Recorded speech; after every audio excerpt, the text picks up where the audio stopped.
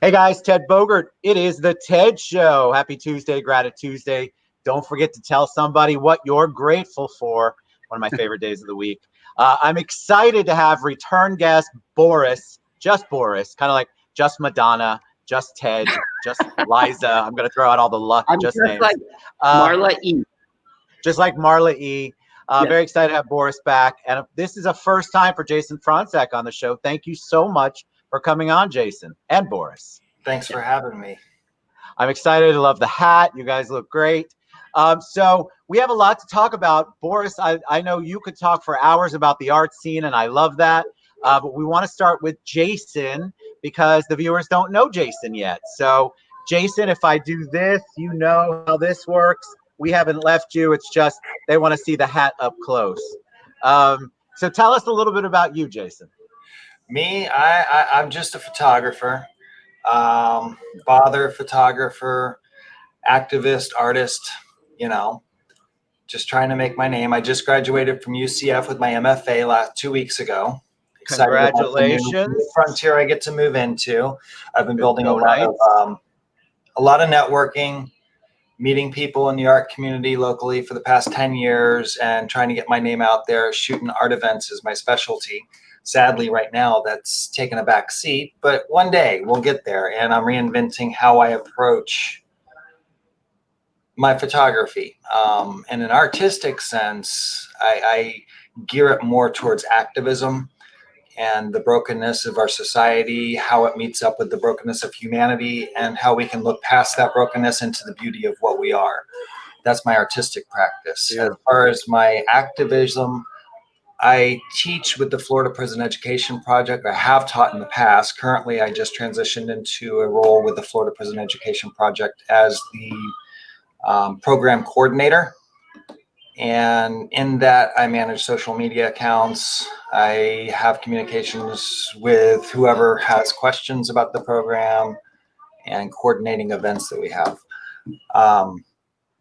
That's my passion. I'm a former felon as well. And in the past 10 years, I did not know that. I did not know that. Yes. I got out in 2010 and immediately started going to school. And I'm here today because I just kept pushing forward.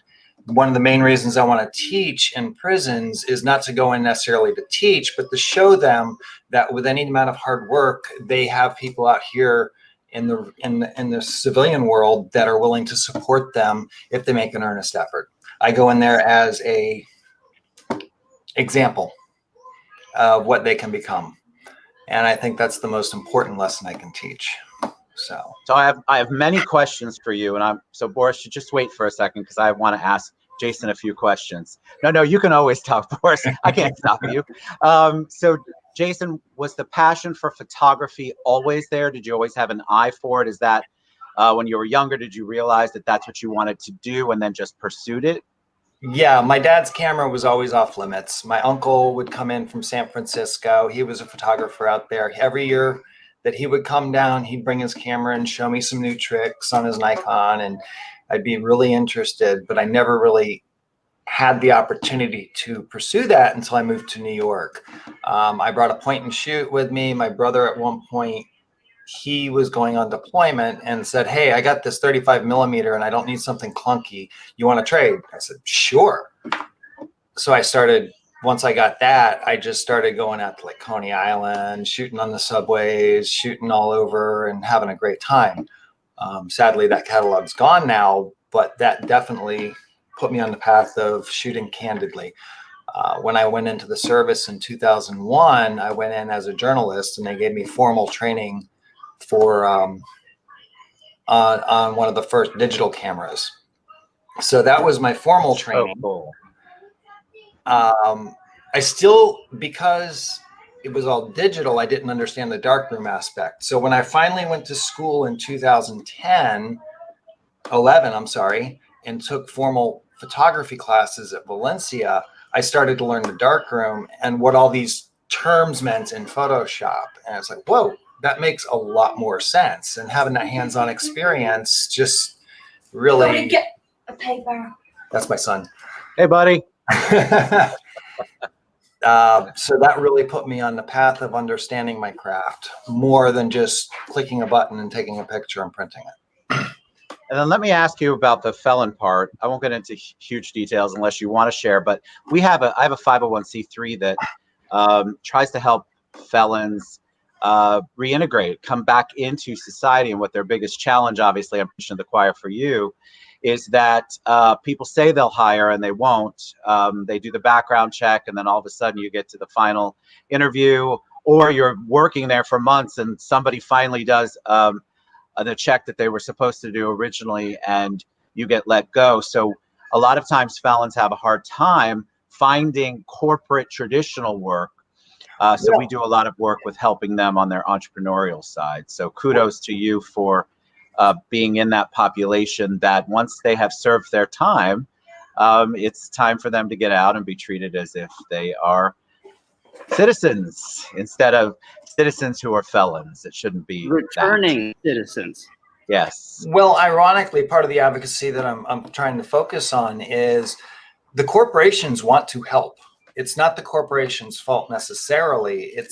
I'm finding a large part has to do with their insurance policy and how they hired the person. If there was no transparency at the beginning, one of the reasons I was removed from the service was because of lack of transparency. I didn't disclose my criminal record. I was under the false assumption that I had my adjudication withheld, not knowing that it wasn't technically on paper. So when they did the background checks, it came back and they said, well, you didn't report this, so that's lying on an application, so we're going to have to relieve you. I fought that and I was able to stay for a bit. So a large part, it's partly that, partly insurance company policy that doesn't allow that.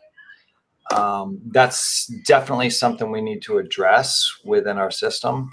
And the stigma too. I think that there's just such a stigma out there, and it's unfortunate because people get prejudged. I can talk about this all day.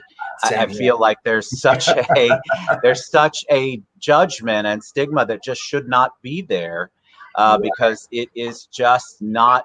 It's not a fair place to be. We have a judicial system, and if you have served your time or done your time, then you should be able to act and be just like a citizen prior to you doing your time. Absolutely, absolutely. Even the term felon, according to the Black's Law Dictionary, is somebody who is currently incarcerated, who has been convicted, and who is currently serving time. Once you're released of that obligation of serving your time, are you then considered, because this is a new question that's been posed recently by another member of the community, should you now then be considered a felon if you have served your time? The term returning citizen is now up for grabs. As a returning citizen, somebody who is currently incarcerated is a returning citizen because it's an active verb. Once I get out into society and have completed my terms of sentencing, I am a citizen. So the language changes daily. Our understanding of where people should change daily. If we're not changing our language to accommodate and accept people, then something's wrong. Agreed. All right, Boris, that's the quietest, that's the longest 8 minutes and 39 seconds for you ever on record. So I'm very excited to have my friend, the one and only, the one-worded now, one named Boris back on the show. Welcome, my friend. How are you? Good. So I want to say something about Jason. Jason is my neighbor, and I've lived next to him now for about a year and a half. He's one of the kindest, most decent human beings I have ever met. He's a great father. He's had all these challenges in his life, but he's one of the least bitter people that I know. And one of our great rituals that we have, like every night, we kind of decompress a little bit, and we sit next to each other, we tell each other about the day. And if it wasn't for this guy and his positiveness, my life would not be as good as it is now. So thank you, Jason, for all that you do. That's beautiful. All right, so for the people who don't know Boris, tell them a little bit about you. Oh, come on. Everybody knows who I am. It's Boris. Come on. Moving on. So I am now going to jack the show a little bit. So okay. Here's your surprise. Hi, Tim. Oh, what's up, Marla E? The two-named lady. Marla E, what's up? How are you? Look beautiful. Good. I'm just 6 feet away from Boris. I love it. Boris Great to invited me. see you. I'm A glad little- you're here. That's a beautiful surprise. Great to see you guys. Great to see you. You say. Okay, well, so the story goes, Boris and I had this great idea to do something a little fun and exciting with Harold for the PSA, but he was a little reluctant at first. And then thankfully, when Jason went to photograph him with the filming of it, he kind of warmed up to the idea. So thank you, Jason, for getting Harold to cooperate with this fun PSA. Where did and let's, Marla, you tell us who Harold is, just so they know, because we're going to be talking about, we're not going to tell anything or show anything today. We're going to be talking about Harold. Harold is a fantastic contemporary artist who is in his 90s. And how old is he? 97. 97 now. But he is the most fun and interesting character. And so now actually we've been doing a show with him, and it's called the Harold Garbe Project. At the moment. But he gets to interview different people, and we've just been having a lot of fun with that. Despite the pandemic, we're working around all the social distancing that we have to do. He is so talented. You know, you all were kind enough to have him come to the show, my show once, and I absolutely loved spending time with him. He's feisty.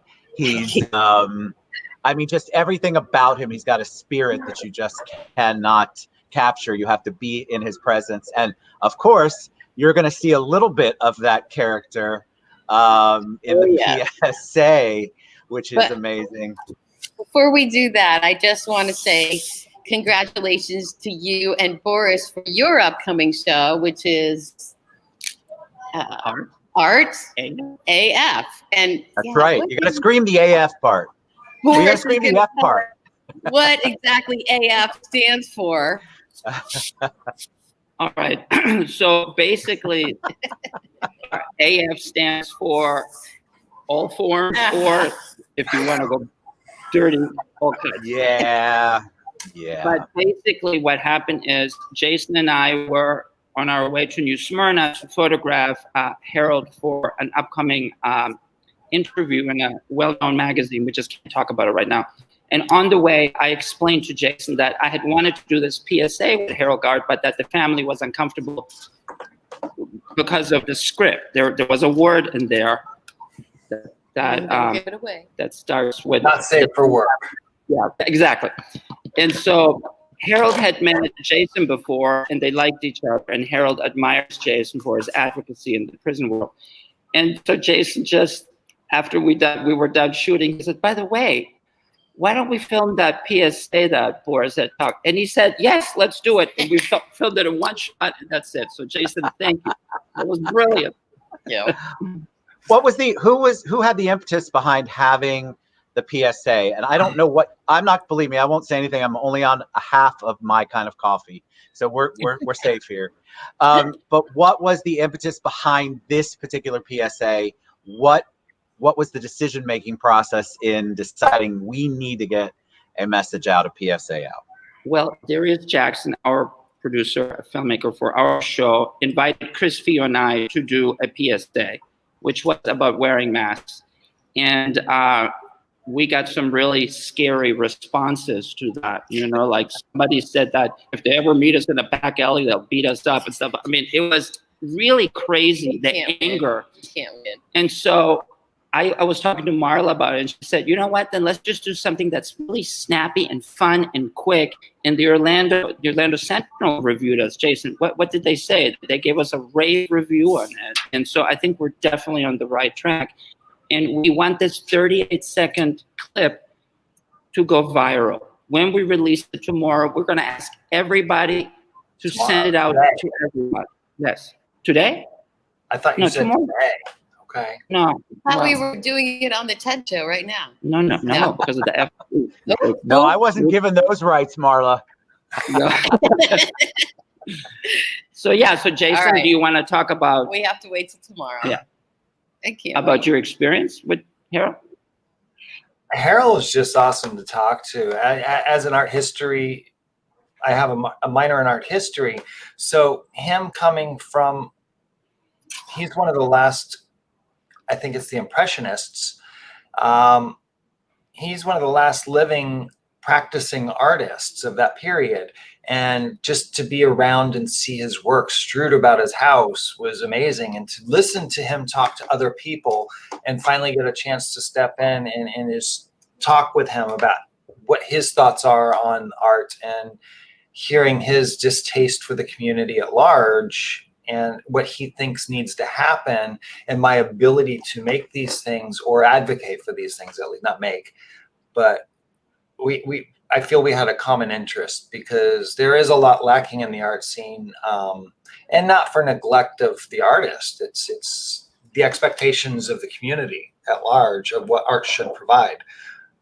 There's been a lot of mixed signals lately, and we're trying to bring that specifically here in Orlando, as it's a growing community. We're trying to bring that aspect of what art can do, what art can bring, the beauty that it can provide, the messages we can portray through the visual language. So talking with him and hearing how he used to teach his students and his ideas was just mind-blowing. And then sharing with him what I've done teaching with my students. One of the first things I tell my students are incarcerated. So the first thing I tell them is, we're not looking to make a photorealistic image. We're looking to just throw a bunch of scribbles on a page. And use the word scribbles. And the more you throw down, the more they look like what's inside of you. And it becomes a communication between you, the paper, and your viewer. So these scribbles are representative of the mistakes that we made in our lives. And as we add them up and build them into something, they become something relatable to somebody else. So I love that. Beautiful. All right. So I have a question about when the release is. We had people want to know, first they want to know where they can see it, where it's going to debut, how they can reach out to you guys. So we'll just start with, where is the debut going to be? Well, apparently Jason and I have our signals here. I thought it was coming out tomorrow. And you're saying it's today? I thought it was right after the show we were going to release it. Oh, all right. Well, whatever. We'll figure it out. So we're releasing it. By the way, you've received a copy. We're going to send out copies to all the major players here in Orlando. Like, for example, Matt Kahn from the Orlando Sentinel, Frazier, Jason and I, Marla. We're going to release it on Facebook, on YouTube, and we want this to go viral. So any way you can help us, Ted, that would be. You have all these platforms, right? I do. We're on 4 of them right now. 2, 3, 4. What will be the page that they go to? Will it be on each of your pages? Are you going to have a special link for it? How can people go see it? Jason? All of the above. Okay. All of the above. Good. Yes. Good. I think YouTube is going to be our last place because of the recent conflict between Facebook and YouTube. I'm sure you're aware of. Most definitely. But Facebook on both of our pages, or all of our pages. Okay, so great. Well, I tagged both of you in the post. I even tagged Harold just for kicks and giggles, because I want to tag Harold as much as possible. People need to get to know him for sure. His work is amazing. So we will look for it in the next 24 hours-ish. Within you guys the got to keep an eye. 24 hours. But I wanted to remind people that you are going to be a guest on the show Marla is producing with Harold Garde, because Harold loves you. He loved Marla. Okay, Marla's going to tell you how much he loves you. Well, he just had so much fun when we, before the pandemic, of course, when we came up to your headquarters and my headquarters, yes. Citrus Restaurant, Citrus Club. And he just always talks about it. So yeah, it's going to be great. I'm honored. It was an honor to have him on, and I could pick his brain all day long. I pray that if I live to be that long, I am still that creative and fiery and on top of things, because he is just one of a kind. He's an amazing man. Oh, I'm honored to be on the show, so thank you. We're excited. I'm very excited. Anything that we can do for the arts. All of us are obviously arts advocates. We want the arts to, it's been a really tough time during COVID and the pandemic and everything that's going on. And the arts have had challenges like everyone else has, but the performance arts has just basically come to a halt. And so I'm just very proud of our community for trying to find ways to embrace the new world that we're living in when it comes to performance arts. I've seen some amazing Zoom performance arts projects lately. People getting together and just doing the split screen, acting into each other's camera. It's been inspiring. It's so inspiring. I've got Teresa Smith-Levin with Central Florida Vocal Arts on this Friday, and she's doing a Zoomy kind of show. I'm sorry if Zoom wasn't the right place where she's doing it, but that's what we need. Like you just mentioned, Jason, there are live improv classes. The arts has really tried to figure out how to embrace this new world. And I'm just so thankful that we have a thriving, surviving arts community. And finally, Ted, I can officially tell you this, that our show Art AF is working in tandem with the Orlando Arts Magazine, and their editor, Cindy Bowman-LaFonce, a friend of mine, I love this woman, will be part of the show. So our show, Art AF, is all about what you just said. We're here. It started as probably more of a silly, let's talk to celebrities, and it has turned into a serious show about how we are going to help the Orlando art scene. There's so much goodwill towards this show. So many people are lining up to want to be guests. But like I said, this is the first ever Orlando Arts project where they have come together with a show like ours, because what we're doing is we're helping the Orlando art scene and artists everywhere. So it's going to be something wonderful and positive. So I'm so excited to be part of it. All right. So Jason Fronczek, Boris, Marla E., Harold Garde. We're very, very, very excited for the launch. You guys, I tagged Jason and Boris. I'll go back in and tag Marla. I've already tagged Harold. Look for the debut of the PSA. I think it's going to cause conversation, which is exactly what did you think of it to do. Oh, come on. I loved every second of it, all 38 seconds or whatever. Sure. 38 seconds. Listen, when you see Harold, you know it's going to be amazing. Jason. I just want to bring up one last topic about the PSA. The music, when we were looking for music, we found it's recess. Okay, we had found a bunch of free music, and I didn't think any of it did any service. And I remembered another artist friend of mine, Jamison Thomas. I was doing good work in class. Okay. Can you put it up to Yes. She has been working on producing her great aunts. Excuse me, Dad. Can I have your Nintendo for recess? Not yet. It's recess time. Okay. 5 minutes. Thank you. I want recess time. I know, right? So she had just finished having a music writer compose this work her great aunt had done back in the early 1900s. And one of the pieces was just so beautiful, and it fit so perfectly. And watch the PSA and look it up. It's an amazing piece of music. And my last thing, Harold's daughter, Amy, has her birthday today. So happy birthday, Amy. Happy birthday, Amy. Happy birthday, Amy. Mwah.